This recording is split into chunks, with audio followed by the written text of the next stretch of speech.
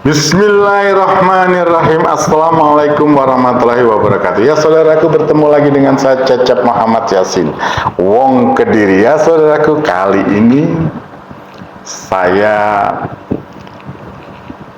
akan membahas tentang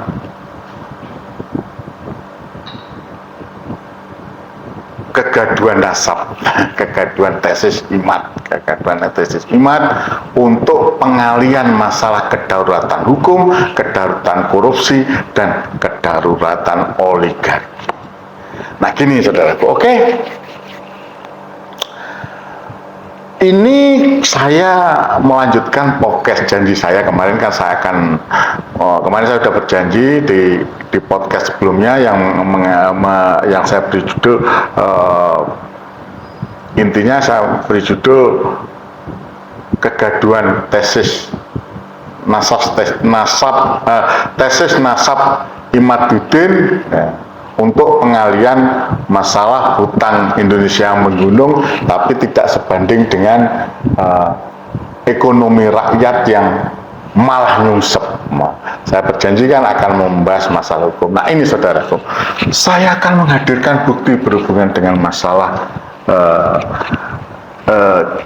kedaulatan hukum dan juga kedaulatan ekonomi, kedaulatan korupsi, dua-duanya. Nah silakan, ini saya buka masalah kondisi hukum kita yang terus terang korupnya penegak hukum kita. Ini ada satu kasus kejadian di mana Ketua Pengadilan Negeri Surabaya ditangkap berhubungan dengan tindak pidana korupsi dalam kasus Tanur. Kan kasus tersangka pembunuhan Tanur, ya kan? Nah ini, dan juga yang baru kemarin terjadi, yaitu ditangkapnya Ketua Pengadilan Negeri Jakarta Selatan berhubungan dengan kasus yang ditanganinya, yaitu kasus CPU, kasus korupsi CPU yang merugikan keuangan negara, di mana para terdakwanya, yang sekarang terdakwanya dibebaskan, ternyata di situ ada uang 600 miliar. Kalau saya hitung kabarnya sih satu hakim dapat 22,5 miliar. Kalau 3 hakim berapa? Dan kalau ada panitranya berapa? Saya pikir lebih dari itulah, saya yakin itu lebih dari 70, sekitar ya kisaran 75 miliar, uang gede sekali. Kita cari uang aja 100.000, 500.000 itu sehari susah sekali. Ini waduh, seperti bancaan. Nah ini beritanya. Dugaan penerimaan suap terkait vonis bebas Ronald Tanur memasuki babak baru. Kejaksaan Agung menghadirkan mantan Hakim Ketua Pengadilan Negeri Surabaya, Rudi Suparmono, terkait kasus suap vonis bebas itu.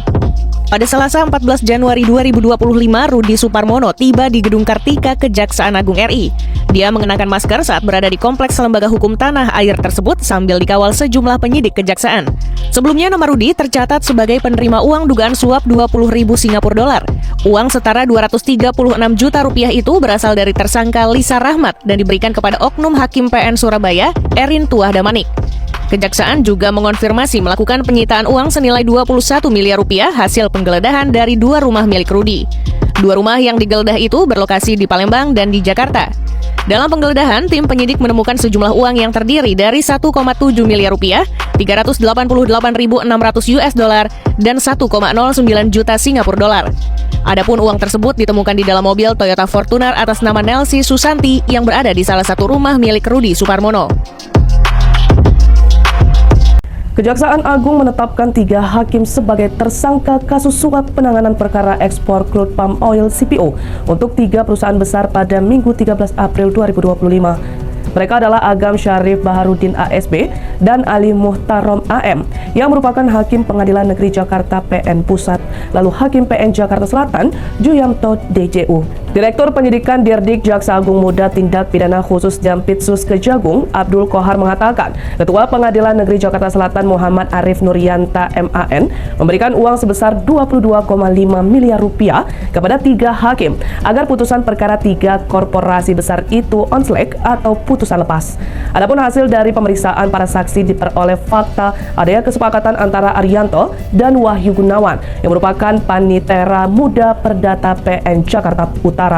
Kesepakatannya adalah untuk mengurus perkara korupsi 3 korporasi minyak goreng dengan permintaan agar perkara tersebut diputus onsleg dengan menyiapkan uang sebesar 20 miliar rupiah. Tersangka MAN menyetujui permintaan untuk diputus onsleg namun meminta agar uang 20 miliar rupiah tersebut dikali 3 sehingga totalnya menjadi 60 miliar rupiah. Arianto pun menyerahkan uang 60 miliar rupiah tersebut dalam bentuk mata uang dolar Amerika Serikat kepada Wahyu. Setelah uang itu diterima, Arif menunjuk Ketua Majelis Hakim yaitu Juyamto, Hakim Ad hoc Ali Muhtarom, dan Agam Syarif Baharudin sebagai hakim anggota. Ketiga hakim tersebut yang menangani 3 perkara terkait ekspor CPO dengan terdakwa korporasi yang tergabung dalam PT Wilmar Group, PT Permata Hijau Group, dan PT Musimas Group. Selanjutnya, uang suap senilai 22,5 miliar rupiah itu dibagikan kepada 3 hakim. Sementara sisa uang tersebut masih terus didalami. Saudaraku, jenengan sudah dengarkan beritanya. Inilah yang seharusnya kita tanyakan. Kita tuntut untuk penegakan hukum di negara kita ini supaya tegak lurus. Jangan penegakan hukum itu hanya dibebankan kepada Pak Prabowo, kepada Presiden. Tapi kita perlu menyampaikan kritik, setidaknya memberitahukan. Kalaulah itu dilakukan oleh aparat kepolisian, ya kita laporkan kepada Presiden, kepada Bapak Kapolri, kepada Bapak Menko Polhukam, kepada DPR RI, Ketua DPR RI, kepada Komisi 3 DPR RI, sampai ke bawahnya kepada misalkan Kabar Eskrim, kepada Kadif Propam, kepada Kapolda, kepada Kapolres tempat. Itu kalau kita pengen memberikan masukan. Begitu juga dengan kalau di kejaksaan kita laporkan kepada Presiden, kepada Menko Polhukam, kepada Pak Jaksa Agung, kepada misalkan ada jamnya di bawahnya Jaksa Agung, ada jam Jaksa Agung Muda, masalah korupsi kita laporan kepada Jampitsus, kalau ada pidananya umum kita laporkan kepada Jampidum, kepada Jaksa Agung Muda Pengawas, Jamwas, kita laporkan kepada Kajatinya, kita lapor. Nah itu sampai ke bawah. Kalau hakim kita laporkan kepada Mahkamah, Ketua Mahkamah, Presiden, Ketua Mahkamah Agung, ya DPR RI pasti kita kasih semuanya, Ketua Komisi 3 DPR RI, kita ada kompol, kalau di polisi tadi belum saya sebutkan Kompolnas, ada Komisi Kejaksaan. Nah, kalau hakim ya kita laporkan kepada badan pengawasnya untuk dilakukan pemeriksaan, kita laporkan kepada KY juga. Jangan takut, jangan serahkan sama Pak Prabowo, karena itu hak kita untuk mendapatkan supaya hukum itu berjalan tegak sehingga rakyat, ya orang-orang selain kita, rakyat Indonesia mendapatkan pelayanan hukum yang baik, saudara.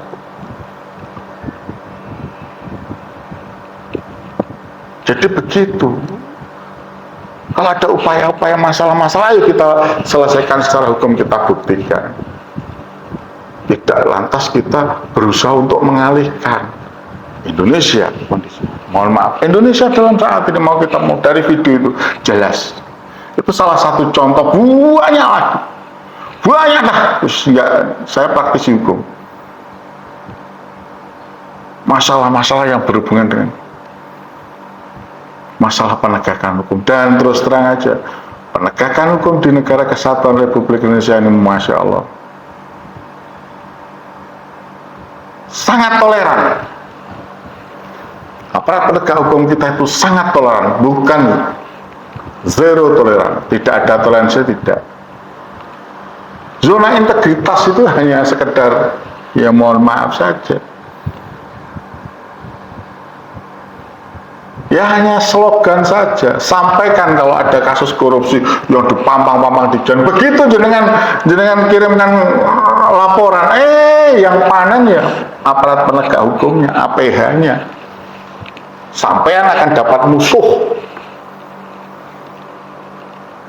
Nah, disinilah mental kita diuji. Samping kita protes, kita juga akhirnya kita sudah punya musuh di luar, kita juga bermusuhan lagi dengan polisi, dengan jaksa untuk penegakan hukum. Di Indonesia ini nyata. Saya mengalami sendiri. Kalau saya mengatakan berani, mengatakan saya berani mengalami sendiri, karena saya mengalami sendiri. Saya bisa sebutkan.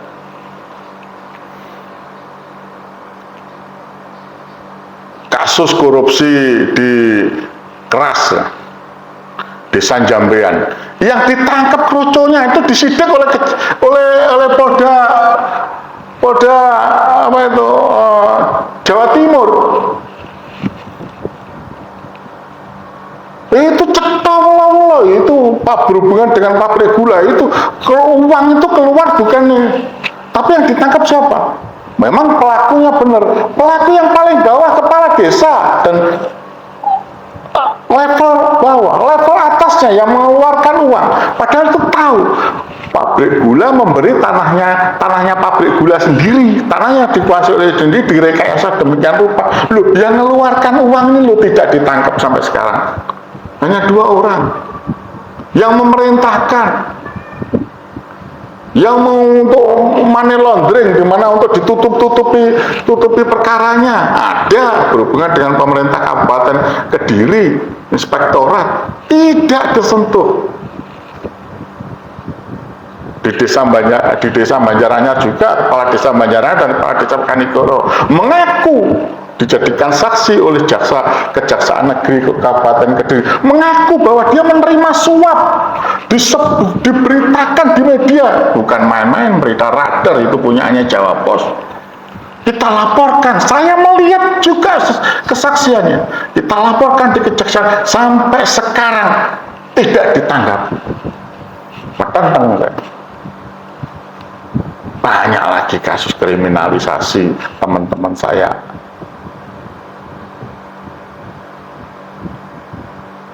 Aktivis bela Palestina Kediri Raya yang ketika mau sholat maghrib tidak kenal siapa itu orangnya, tahu-tahu ada orang masuk dipukuli, lantas dia membela diri, malah ditetapkan sebagai tersangka pelakunya. Aneh kan?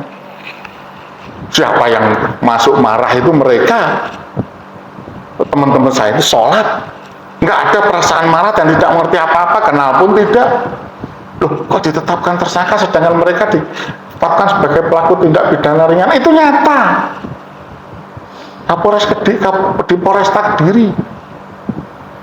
Sekarang tambah itu lagi ada penambangan liar, ditulis di media. Penambangan liar di mana, daerah Banyakan atau apa saya nggak tahu.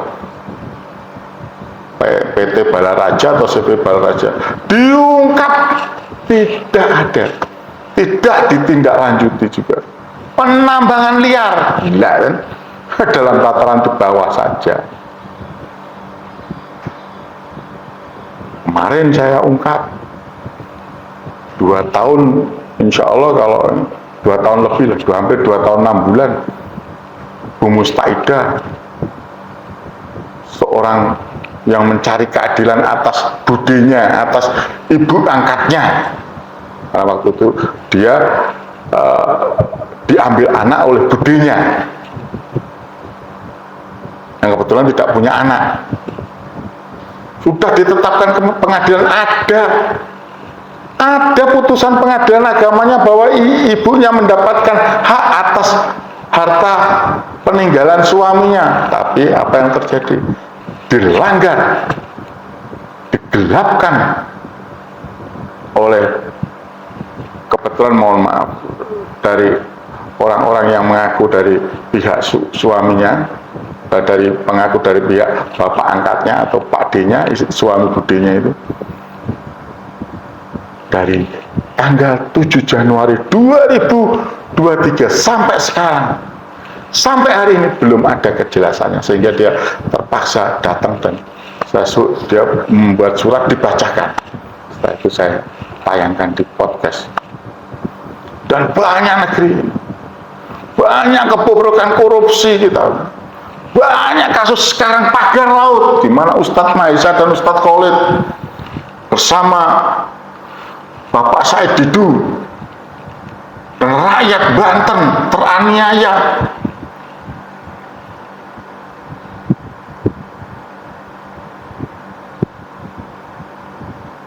Semuanya karena aparat penegak hukum yang, mohon maaf, sengaja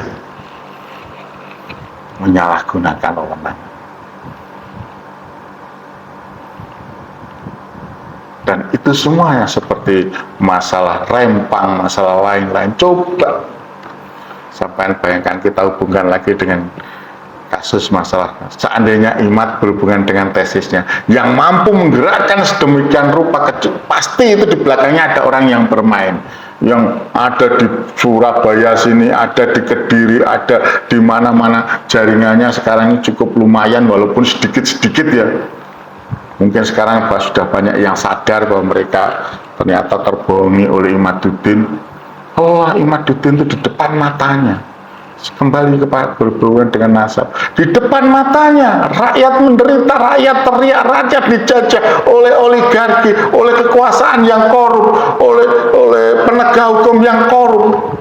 Mereka melawan polisi, mereka terpaksa melawan, berhadapan dengan tentara, mereka terpaksa berhadapan dengan preman, dan itu diketahui pasti oleh yang namanya Imaduddin, Fuad Barat, Abbas Munter dan kawan-kawannya. Tapi apa? Tidak pernah disampaikan di dalam podcastnya.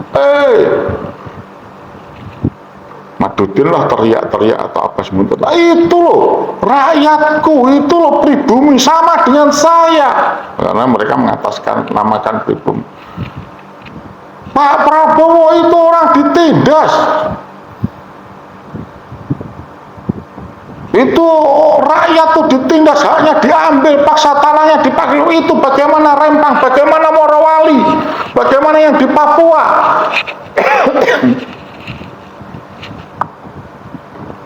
bagaimana yang di Lampung, bagaimana yang di NTT, itu tanahnya rakyat semuanya, itu bagaimana itu.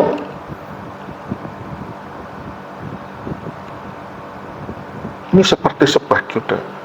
Saya menduga ini sudah dipersiapkan untuk membuat kegaduhan supaya melupakan bahwa kembali lagi hutang Indonesia yang menggunung, tapi rakyat ekonominya nyungsep, korupsi, aparat penegak hukumnya yang mohon maaf menyalahgunakan wewenang sehingga terjadi darurat hukum, dan juga korupsi yang menggila, termasuk aparat penegak hukumnya yang menggila. Coba bayangkan, itu hakim-hakim yang ditangkap itu adalah hakim tipikor. Bagaimana mungkin penegakan hukum bisa, pemberantasan korupsi bisa jalan kalau hakim penegak hukumnya, hakim tipikornya juga melakukan korupsi. Dan itu banyak, di Surabaya juga sama. Baik itu yang ditangkap di Surabaya juga hakim tipikor. Bayangkan gitu, ngeri nggak gitu? Warisan Jokowi, waduh gila itu, korupsi menggila, ditangkap begitu Pak Prabowo dilantik sebagai presiden, wala. Anak-anak kecil bisa sampai hampir 1.000 triliun. Kita sekarang ini membayar hutang negara aja 300 triliunan susah. Ini ada Pertamina kasus oplosan, tambang timah meledak, wes gak karo-karo lah, banyak lagi masalah. Bayangkan. Terus mereka yang menjejali dengan tahu ujuk-ujuk, tahu-tahu muncul tentang masalah nasab tesis yang membuat kegaduhan. Apa yang ada di pikiran jenengan semua? Yakin itu tesis itu murni untuk mencari keadilan yang mana? Yakin yakin tesis masalah nasab itu adalah untuk meluruskan sejarah. Sejarah yang mana? Masih debatable. Meluruskannya sehingga terjadi benturan-benturan keras di bawah, bahkan saling ancam, saling serang sampai mengatakan saya sendiri terpaksa harus turun ngomong. Bahkan ada ulama besar yang tidak ngerti apa-apa, yang sudah meninggal dari tahun 69, sekarang dibully oleh orang-orangnya Imaduddin, dibully oleh Fahret, HM Subekhan, Rifki, Zulkarnain, dan Fakih Wiradiningrat dengan sangat kejam, dengan mengatakan bahasanya itu, mereka mengatakan ini didasarkan pada Quran, sedang menjalankan Quran. Gila, Quran kok dipakai untuk menistakan kiai, di mana kiai atau ulama, mohon maaf habaib, di mana ulama itu mengajarkan tentang Al-Quran. Lucu kan?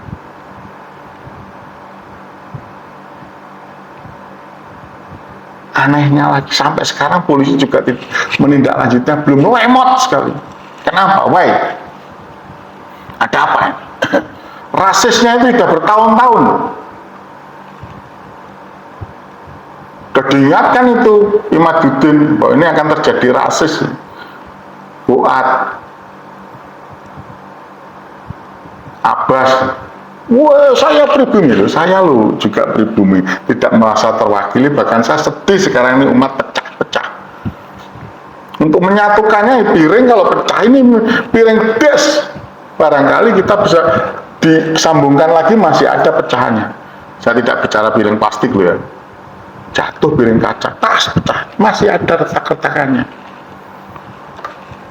Untuk gantinya mungkin mudah karena itu barang dibuang, lantas beli piring lagi. Tapi ini hati, ini berhubungan dengan manusia. Ada uang di sana.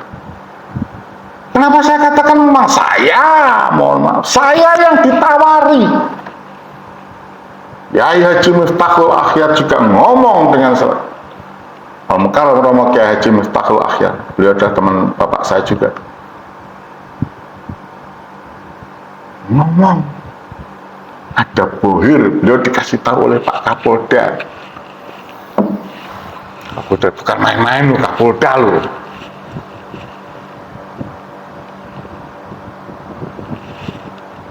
Kapolda tentu ada intelnya di bawah, tentu ada hubungannya di atas sana. Dikasih tahu, jaringannya luas kalau Kapolda Jawa Timur itu. Beritahukan, itu ada bohir, itu permainan jenderal. Ada uang yang mengalir di sana, sudah dikondisikan.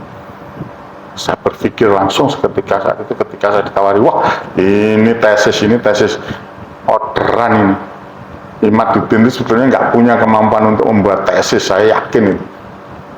Ini sengaja untuk membuat kegaduhan karena luasnya mulutnya Imaduddin. Luas sekali untuk membela Fuad Pleret pun luas, lihat aja. Seperti marketing, dia mulutnya seperti mulutnya marketing. Mulutnya maklar, luas. Saya nggak bisa untuk seperti Imaduddin begitu. Oh, udah jelas Pleret mengatakan, wah cara membelanya itu wah dengan macam-macam, dengan mengatakan ini anaknya Kiai. Ada katakan Kiai kok mengadu domba, Kiai kok misu-misui orang, Kiai kok menjelek-jelekan ulama, Kiai kok rasis. Seumur hidup baru kali ini saya melihat Kiai rasis. Begitu kok dikatakan Kiai, saya bilang kocok itu coba. Saya bilang, Pak itu ternyata saya sama anak saya juga, ya ini ternyata ini buat itu Kiai apa? Kiai kok menjelek-jelekan, menyerang sesama ulama.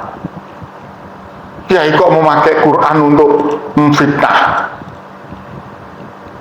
Kiai kok tidak bangga ada ulama besar yang mempunyai murid sudah ratusan ribu, mungkin sudah jutaan, mencetak orang-orang yang senang membaca Quran, senang berdakwah. kiai macam apa disebut di situ. Jadi mindsetnya itu saat ini untuk pembelaan Fuad Pleret yang menistakan guru tua itu. Wah, saya terus terang aja, ini pelakunya ada 4 orang yang setahu saya, bisa mungkin lebih.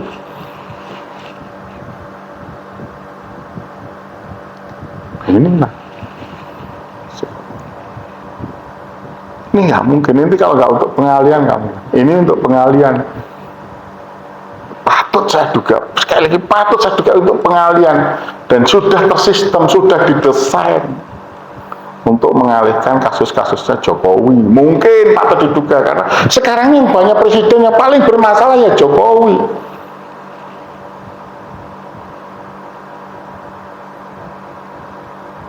Desainnya itu jelas. Kalau kita hubungan lagi dengan masalah ijazah, uang tinggal ditunjukkan aja kok. Rakyat ini menunggu presidennya yang mereka pilih kemarin. Orang-orangnya Jokowi yang milih Jokowi juga menunggu. Ada nggak teman saya itu ngomong, saya itu menunggu loh. Jokowi yang kemarin saya pilih itu berani gentle menunjukkan ijazahnya kepada orang-orang itu supaya orang-orang itu malu, kata mereka. Tapi kok sampai sekarang nggak mau makan, kenapa sih maksudnya? Kok dibikin ribut? Tinggal nunjukkan ini ijazah saya di pengadilan. Saksi-saksinya ini. Kalau pengen ada balik, bawa pembandingnya. Ini. Saya dulu bersama ini, duduk, datang ke pengadilan bersama ini. Kalau jiwanya seorang jiwa negarawan, seorang jiwa yang benar satria,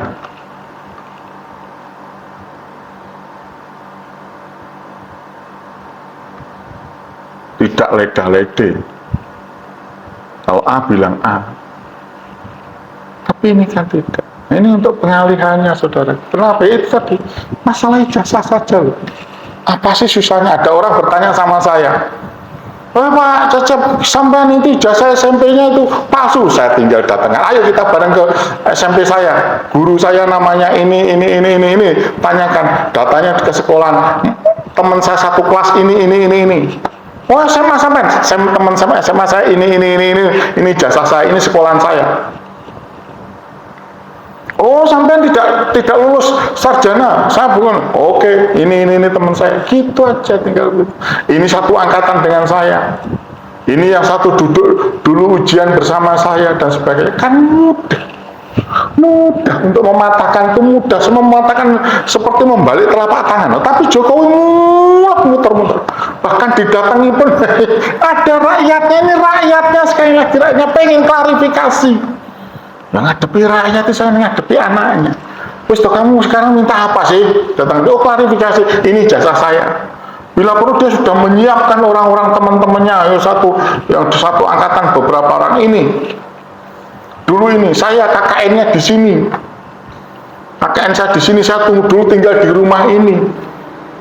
Saya menerangkan tentang ini, bla bla bla bla. Begitu saudaraku. Nggak usah selintutan, rakyat butuh kejelasan. Makanya saya bilang bahwa ini memang sengaja oleh Jokowi untuk mengalihkan, sekali lagi mengalihkan masalah pagar laut, masalah ini. Aduh, sampai lihat itu pagar laut. Yang namanya Kades Arsin atau siapapun yang terlibat di situ tidak akan mungkin kalau tidak karena ada orang di belakangnya kuat berani memberikan keterangan tentang tanah-tanah yang berhubungan dengan pagar laut. Tidak mungkin. Pasti didatangi. Saya ngurus tanah saja hanya 1 hektar aja, saya datang ke Pak Kades kok. Oh, kalau itu hanya tangannya, tidak ada tangan kuat di belakang untuk menjanjikan nanti ini, Sontoloyo berarti di luar kewajaran, Pak Kades Arsin. Wajarnya dia pasti ada di belakang. Dan ini berusaha ditutupi. Kasus ini akan menggulir terus sampai sekarang ada tuntutan masalah SMK, walaupun terus terang masalah SMK itu sebetulnya saya juga ragu penuntutnya kok orang itu. Orang yang kemarin membantu, mau diakui atau tidak, membantu anaknya Jokowi, Gibran, seolah-olah dia